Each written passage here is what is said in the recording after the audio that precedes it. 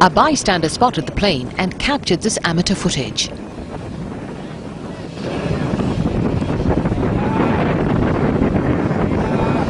The aircraft's landing gear had failed to deploy, and as the plane made its final approach, it belly landed.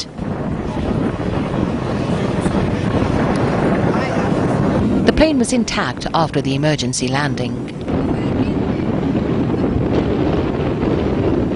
We had a private aircraft, a King Air 200 turboprop aircraft, declared an emergency.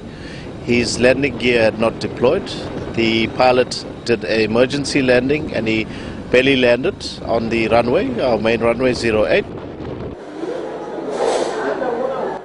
Airport operations were not affected as a secondary runway was used.